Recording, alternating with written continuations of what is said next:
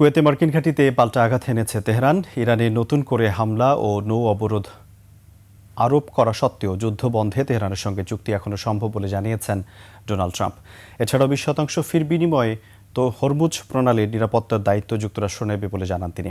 তাফসির ফিজার রিপোর্টে বিস্তারিত। ইরানের উপর হামলার মাত্রা তীব্র করেছে যুক্তরাষ্ট্র। ইরানি গণমাধ্যমের তথ্য অনুযায়ী দেশটির কেশম দ্বীপ, বুশেহর এবং বন্দর আব্বাসে দফায় দফায় শক্তিশালী বিস্ফোরণ ঘটেছে। পেন্টাগনের এই আগ্রাসনের জবাবে পাল্টা হামলা চালিয়েছে তেহরান। ইরানি সামরিক বাহিনী জানিয়েছে, কুয়েত যুক্তরাষ্ট্রের সামরিক ঘাঁটি ও মার্কিন বাহিনীর একটি যুদ্ধজাহাজে হামলা চালানো হয়েছে। ডোনাল্ড ট্রাম্প হুঁশিয়ার করে বলেছেন, আগামী কয়েক ঘন্টার মধ্যে ইরানের সব বন্দরে আবারও কঠোর নৌ অবরোধ আরোপ করা হবে। এর সাথে তিনি বলেন, 20% ফি এর বিনিময়ে ওয়াশিংটন হরমুজ প্রণালীর একক নিরাপত্তার দায়িত্ব নেবে। তিনি বলেন, ইরানের উপর হামলা ও নৌ অবরোধ আরোপের পরও যুদ্ধ বন্ধে তেহরানের সঙ্গে চুক্তি করা এখনও সম্ভব।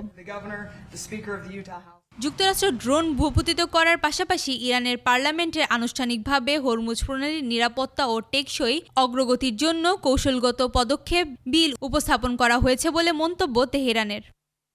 সংঘাতের সম্মুখীন হতে হচ্ছে পারস্য উপসাগরের অন্য দেশগুলোরও। সংযুক্ত আরব আমিরাতের দাবি, দুটি জাতীয় তেল ট্যাঙ্কার ক্রুজ ক্ষেপণাস্ত্র দিয়ে হামলা চালিয়েছে ইরান।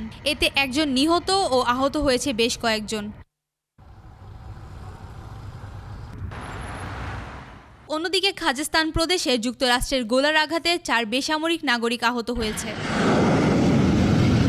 ইরানের ইসলামী রেভলিউশনারি গার্ড IRGC জানিয়েছে, বাহরাইনে যুক্তরাষ্ট্রের 5ম নৌবহরে ক্ষেপণাস্ত্র ও ড্রোন হামলা চালানো হয়েছে। নৌবহরের একটি patriot radar, air control radar, চালকবিহীন যুদ্ধজাহাজ ও পর্যবেক্ষণ কেন্দ্র ধ্বংসের দাবি করেছে ইরান। তাফসির ফিজা, 21 টেলিভিশন।